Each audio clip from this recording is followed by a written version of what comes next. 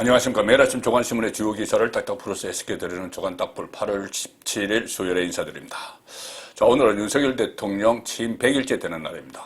오늘 10시에 기자회견을 하고 또 공교롭게도 오늘은 이준석 전 국민의힘 대표가 법원에 제출한 비대위 출범에 대한 효력정지 가처분 신청 첫 심리가 오후 3시에 열립니다. 자, 오늘 중으로 인용이냐 기각이냐 결정이 나올 수도 있고 조금 늦춰질 수도 있는 그런 상황입니다.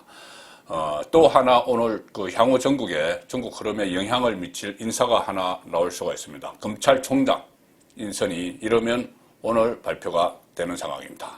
자, 윤석열 정부의 첫 검찰총장이 탄생하는데 이렇게 되면은 이 윤석열 대통령이 후보 시절에 강조했던 문재인 정권의 적폐, 신적폐에 대한 수사가 좀 더 속도를 붙일 가능성이 높습니다. 오늘 취임 100일 시점에 윤석열 대통령 지지율이 하락세를 멈추고 반등을 시작했다는 조사가 최근 며칠 동안 몇 개가 나왔죠. 오늘도 또 하나 나왔습니다. 오늘 아침에 RN서치 여론조사 기관이 윤석열 대통령의 국정 수행 긍정평가 30.2% 나왔다. 다시 30%대로 재진입했다. 자, 이런 여론조사 결과가 나왔습니다. 특히 이 조사는 조사기간이 13일부터 15일입니다. 토일, 월까지 이 조사를 했기 때문에 토요일 날 오후 2시에 이준석이 막장 기자회견을 했죠. 윤석열 대통령을 개국에 비유하면서 막 비판을 쏟아놓은, 비난을 맹비난한 그 기자회견이 있었습니다. 이준석은 윤석열 대통령의 지지율을 떨어뜨려서 본인의 존재감을 부각하기 위한 그런 시도도 있었을 텐데, 결과적으로는 이준석의 막장 회견이 오히려 윤석열 대통령에 대한 지지층이 다시 결집을 하는 그런 효과를 보이고 있습니다. 그렇지만 오늘 조간신문들은 윤석열 대통령 취임 100일 기획기사들을 많이 달았는데 대체로 이 국정 운영에 대해서 부정적인 평가들을 내렸습니다. 자, 한국일보는 일면톱 보시면은 자체 여론조사를 했는데 100일 여론조사를 했는데 대통령 선거 때 윤석열 후보를 찍었던 사람을 따로 조사를 해보니 10명 중에서 4명이 등 돌렸다. 100일 전에 윤석열 대통령, 100일 전이 아니죠. 그 취임이 100일이고, 3구 대선에서 윤석열 대통령을 찍었다. 이렇게 응답한 사람들 중에서 10명 중에서 39% 정도, 4명이 윤석열 대통령의 국정 운영 이것을 부정평가를 한다는 의미입니다. 이 전체 국정운영 긍정평가는 지금 29.5%, 거의 뭐 30%대 조금 전 조사와 비슷하죠. 그리고, 20대 남성이 61%가 지지를 철회를 해서 이탈률이 가장 높고, 그나마 60대 이상, 또 TK, 보수 성향, 이쪽이 버팀목으로 남아있다. 한국 리서치에 의뢰해서 한 조사입니다. 지난 대선에서 윤석열 대통령을 선택했다는 응답자의 39.7%가 그 10명 중에 4명이죠. 국정 운영을 부정적으로 평가하는 등 지지층에서 이탈한 것으로 나타났다. 일단 이탈을 했죠.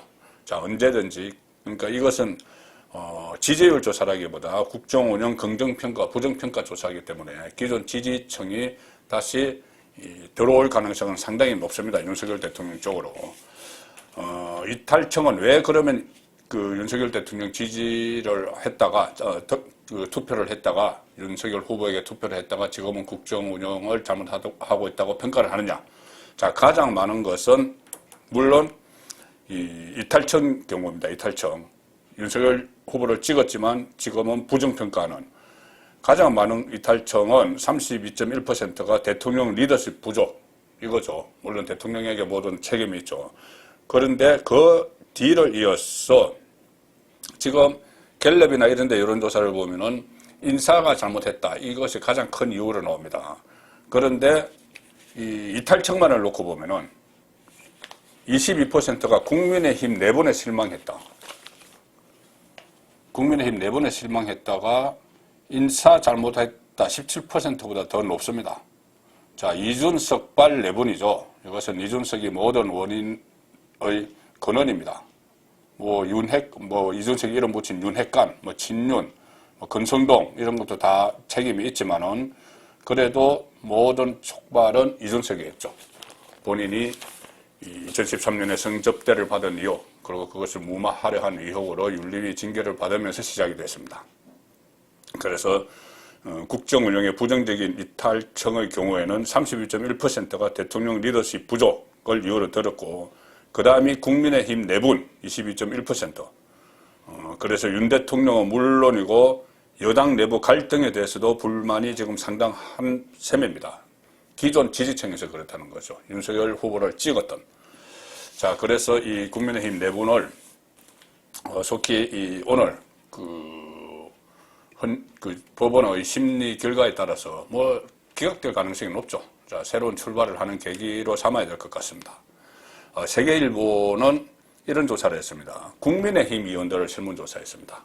국민의힘 국회의원이 지금 115명인데 이 중에서 설문에 응답한 사람 53명을 대상으로 조사를 했는데, 자, 국민의힘 국회의원도 윤석열 정부 100일 국정 운영에 대한 평가에서 40%가 국정 운영 부정적으로 평가했습니다.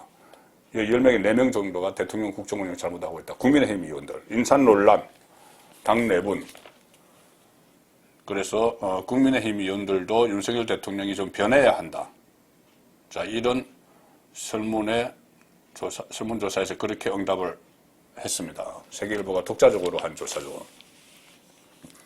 윤석열 정부 100일 국민의힘 의원 설문조사인데, 의원들은 특히 부정평가를 내린 이유를 묻는 말에 매우 잘못하고 있다가 13.2%, 잘못하고 있다가 26.4니까 합하면 한 40%가 잘못하고 있다고 하는데, 이렇게 부정평가를 내린 이유에 대해서는 국민과 소통 부족, 인사 실패, 공정과 상식, 법치 등 정권 기조가 흔들리고 있다. 대통령의 거친 은사, 이런 정치적 리더십과 관련한 다양한 문제들을 지적을 했습니다. 그리고 최근 윤석열 정부 지지율 하락의 이 원인, 조금 전에 말씀드린 것은 100일 동안의 부정평가고, 지지율 하락은 왜 하락을 하느냐, 이것은 국회의원들이 보는 이유죠. 여기서 가장 많은 게 인사 논란을 지적하는 의견이 29.3, 가장 많았지만은 그 바로 밑에 26.3%가 이준석 전 대표를 둘러싼 여당 내홍 때문이다. 자, 이준석 리스크가 실제로 윤석열 대통령의 지지율을 깎아먹고 국정 운영 동력을 약화시키고 있는데, 이준석은 여전히 이 윤석열 대통령을 공격하고 자기 본인의 이 허물에 대해서는 전혀 반성을 하지 않는 그런 모습을 보이고 있습니다. 자, 이렇게 세계일보나 한국일보는 이 조사를 통해서 이렇게 평가를 하죠. 그런데 오늘 아침에 경향신문, 진보 좌파 성향의 언론이죠. 경향신문은 어떤 객관적인 데이터 제시도 없이 윤석열 100일을 막 폄하를 하는데, 심지어 일면과 정치면, 경제면, 사회면 모두 윤석열 100일을 공격하는데 할애를 하는 일종의 이런 극단적인 편집을 하는, 자, 이런 행태를 보였습니다. 이것이 좀 100일을 맞아서 뭔가 전환점을 말을 하고 이런 기획 기사들, 그리고 왜 이렇게 비판을 하더라도 이렇게 객관적 데이터를 가지고 국민의힘 의원 설문조사를 한다든지 자체 여론조사를 한다든지 이래야 되는데, 경향신문은 막무가내로 윤석열이 못하고 있다. 자, 일면부터 그렇습니다. 일면 제목이 위기 또 위기, 출구 못 찾는 국정. 위기 또 위기. 그 위에 도어 스태핑하는 사진을 실어놓고 위기 또 위기. 위기는 위기죠. 그런데 이 위기를 이렇게 계속 부추길 것은 아닙니다. 여소야대 국회 속에서 수세적으로 출범을 했고,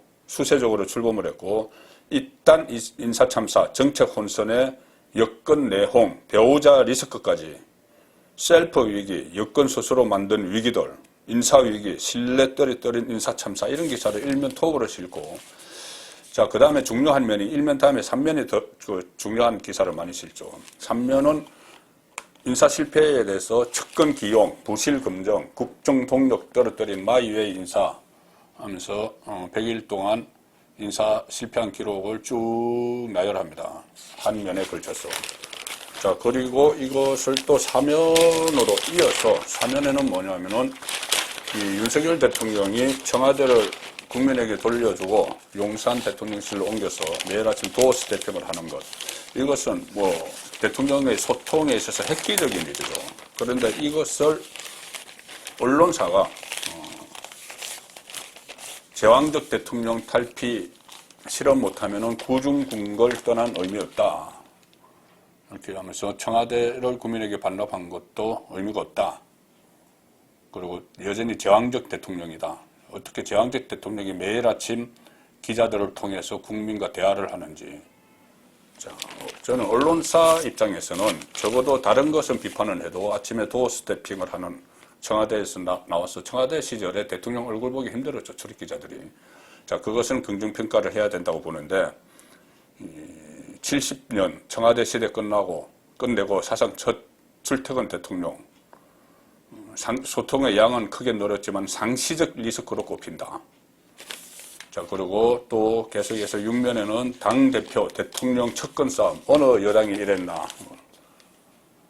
당대표 이준석과 대통령 척근, 권성동, 장제원 싸움. 이것을 또 부각을 시키면서 부정평가로 일관을 하는 그런 모습을 보였습니다. 오늘 윤석열 대통령 해결에서 여러 가지를 밝히겠죠. 그리고 몇 가지 국정쇄신책도 내놓을 걸로 보이는데 국민의힘도 어제 비대위 공식 출범을 하면서 이준석은 자동 해임이 됐습니다. 어제 제가 설명드린 대로 비대위원 9명 중에서 주기한 정강주시장 후보가 좀 주목이 되죠. 그리고 어제 의원총회에서 권성동은 재신임을 했습니다. 재신임 원내대표에서 원내대표는 의원총회에서 의원들이 뽑기 때문에 의원총회에서 재신임을 받은 거죠. 그리고 주기한의 역할이 주목된다. 의원들은 더 큰 혼란 방지 위해서 권성동을 재신임을 했다. 이준석은 431일 만에 당대표에서 해임이 됐죠. 그리고 가처분 신청 결과 따라 비대위의 앞날이 달라진다는 겁니다. 그런데 오늘 가처분 신청은 만에 하나 인용이 되더라도 이준석이 복귀하는 건 아닙니다. 이게 어디로 되돌아가냐면 권성동 비대위가 권성동 직무대행체제로 다시 돌아가죠. 그러니까 주호영 비대위 체제가 하루 만에 끝나고 만약에 인용된다면은 권성동 비대위 직무대행체제로 돌아가는 것이지 이것이 이준석이 당에 복귀하는 건 아닙니다. 이것이 징계 그러니까 윤리위원회의 징계에 대해서 가처분을 받아들이는 것이 아니고 비대위 출범 과정의 절차상의 정당성 이것 때문에 만약에 받아들여진다면 인용이 된다면 그렇기 때문에 그것이 이준석에게는 실익이 없는 겁니다. 자, 그런데 어쨌든 그렇게 되면 국민의힘에는 상당한 혼란이 생기겠죠. 이 상황에서 권성동까지 원내대표직을 내놓으면 또 더 혼란이 있기 때문에 일단 어제 의원총회에서는 권성동을 재신임을 한 겁니다. 그리고 또 이 주기한 비대위원은 대검 수사관 출신이고 윤석열 대통령과 함께 일했던 그런 인연이 있고 또 아들이 대통령실 근무 사실이 알려져서 논란이 있기도 했는데 어쨌든 이 주기한은 비대위 안에서 권성동도 그렇지만 당연적이죠. 윤석열 대통령의 의중을 전파하는 그런 역할을 할 걸로 보입니다. 윤석열 대통령이 지지율을 회복하고 또 국정운영 동력을 얻기 위해서는 다양한 방법이 있지만 그중에 하나 일단 지지층을 결집을 해야 된다. 그러면 지지층이 윤석열 대통령에게 원하는 것이 무엇이냐. 그 전에 대선 후보 때 왜 윤석열을 지지를 했느냐. 정권 교체를 하라고. 정권 교체가 필요하기 때문에 왜 정권 교체가 필요한가. 문재인 정권의 반칙과 특권, 불공정, 정의롭지 못한 점 이런 것들을 바로잡아라. 그래서 윤석열 대통령도 후보 시절에 적폐가 있다면 청산하겠다. 문재인 적폐가 있으면 청산하겠다. 그런 이야기를 했죠. 어쩌면 그 일은 윤석열 대통령에게 숙명과 같은 일인데 이 진전이 좀 늦어지고 이런 측면도 지지층이 좀 등을 돌리는 그런 한 요인이 된다는 분석이 많습니다. 저도 그렇게 판단을 합니다. 근데 이제부터 그 문재인 적폐청산 작업이 속도를 낼 가능성이 높습니다. 그렇게 예상이 됩니다. 공석 중인 검찰총장 그 인선이 시발점이 될 수가 있는데, 자, 중앙일보 보시면은 윤석열 정부 첫 검찰총장 후보에 4명이 올랐습니다. 여한섭, 김후곤, 이두봉, 이원석. 4명이 올랐습니다.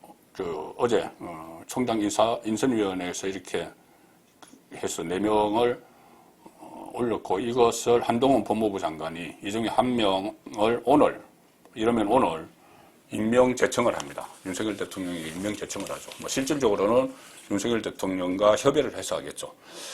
자, 이 중에서 이 대부분은 친윤 검사장들입니다. 특히 어제 그 추천위원회에서, 검찰총장 추천위원회에서 수사를 지휘하는 역량, 그리고 그러니까 검찰이 직접 수사를 지휘할 능력, 그리고 더불어민주당의 강력한 검수완박, 그 검찰 수사권 완전 박탈, 검수완박 추진을 저지할 능력이 있느냐, 이 2가지 기준으로 4사람을 추천했다. 그리고 검찰 내부에서는 총장 직무대리 역할을 한 이원석 차장이 가장 유력한 것 아니냐는 분석이 나온다. 이원석은 한동훈 장관과 사법연수원 같은 반, 같은 조, 친분이 깊습니다. 그리고 지난 석 달 동안 총장 직무대리로서 중요한 이슈에 있어서 한동훈 법무부 장관과 손발을 맞췄죠. 그리고 검찰 인사를 할 때 한동훈 장관과 협의를 쭉 해왔습니다. 그래서 지금 야당에서 제기하는 지금 검찰 그 주요 포스트 전진 배치한 그 인사를 한동훈이 다 했다. 그래서 앞으로도 검찰총장이 패싱될 것이다. 이런 주장을 야당에서 하지만 검찰총장 직무대행을 했던 이원석이 검찰총장이 되면은 검찰총장 직무대행 시절에 한동훈 법무부 장관과 인사협의를 했기 때문에 그런 논란은 불식시킬 수 있다. 자, 그런 분석들이 많아서 지금 이원석 검찰총장이 가장 유력하다. 이런 분석이 나오고, 이러면 오늘 결정이 됩니다. 총장 후보가 이렇게 어제 4배수로 압축이 됐죠. 압축된 날에 검찰이 강력한 수사 의지를 실제로 드러냈습니다. 전임 정권에 대해서. 이 부분은 상당히 의미가 있는데, 자, 모든 언론 사이면을 장식을 했지만 동아일보를 중심으로 보여드리면은 서해 피살 당시 안보라인 전방위 압수수색, 그리고 청와대 윗선 수사 신호탄이다. 서해 피살, 우리 공무원이 서해상에서 피살됐죠. 피살됐는데 그것을 문재인 정권에서 북한의 환심을 자려고, 그때 북한 김정은의 그 답방 이런 것을 추진을 하는 과정이었기 때문에 월북몰이를 했습니다. 월북하다가 그렇게 됐다. 자, 그래서 북한이 북한 쪽의 입장을 배려하는 그런 상황들을 연출을 해냈죠. 자, 그때 당시에 외교 안보 라인에 있던 사람들이 서훈이 국가안보실장, 그 다음에 박지원은 국정원장, 서욱 국방부 장관이었죠. 이 3사람의 자택을 압수수색을 했습니다. 그리고 국방부와 해경을 비롯해서 10여 곳을 동시에 압수수색을 진행을 했습니다. 그리고 이 자진 월북으로 판단한 경위를 다 그 진술한 것을 확보를 했고, 이렇게 되면은 청와대의 지시, 의사결정 과정을 재구성한 뒤에 문재인 정부 안보라인을 소환해서 조사 나설 듯. 그런데 자, 윗선 개입 여부 규명에 주력한다. 이번 압수수색을 통해 월북 판단의 윗선을 밝혀내는 작업이 본궤대에 오를 수 있다는 전망도 나온다. 자, 이렇게 보면은 국정원장, 국가정보원장 박지원, 국가안보실장, 청와대 국가안보실장 서훈, 그리고 국방부 장관, 이 사람들이 어제 다 압수수색을 당했습니다. 그러면은 이 안보라인의 핵심 자리인 세 자리에 있는 사람이 손발을 맞춰서 이것을 월북몰이를 했다. 그러면 누군가 지휘한 사람이 있겠죠. 지휘한 사람. 자, 여기서는 청와대 윗선 수사라고 하지만은 청와대 윗선이라는 게 지금 비서실장일 수가 없는 겁니다. 왜 그러냐면은 비서실장과 이 안보실장, 서훈 안보실장, 임종석 비서실장, 안보실장, 비서실장은 같은 계층이었습니다. 청와대는 그때 3개의 실이 있었는데, 3실이 있었는데, 안보실, 비서실, 그리고 정책실. 이 3개는 같은 거죠. 같은 라인이죠. 계급이 같다는 이야기입니다. 그런데 그 윗선이 비서실장이 될 수가 없죠. 그러면은 비서실장 위의 윗선은 뻔하죠. 세계일보 사회면 보시면은 문재인 향하는 서해 피격 수사, 문재인 향하는 서해 피격 수사, 그리고 유족들은 문재인을 직무유기로 고발하겠다. 자, 문재인 향하는 서해 피격 수사. 조금 전에 말씀드린 국가안보실장, 그 다음에 국정원장, 국방부 장관을 통째로 지휘할 수 있는 사람은 대통령밖에 없죠. 그래서 몸통을 향한 수사가 시작이 됐다. 유족 쪽은 조금 전에 말씀드린 그런 압수수색도 문재인을 향하지만은 유족 쪽은 박지원 전 원장 소환 조사가 이루어지면 문재인 전 대통령을 검찰의 직무유기 등 혐의로 고발할 계획이다. 또 유족 쪽이 변호인에게 살인 방조 혐의로도 고발해달라고 요청을 하고 있다. 자, 문재인 전 대통령이 그 일련의 과정을 청와대에서 앉아서 보고를 받고도 아무런 조치를 취하지 않았다면은 그 살해될 때까지 아무런 조치를 취하지 않았다면 직무유기에 해당한다. 이렇게 가족, 유족 쪽은 보고 있는 겁니다. 또 한 사람 있죠. 문재인뿐이 아니고 의혹투성이 말 그대로 이재명입니다.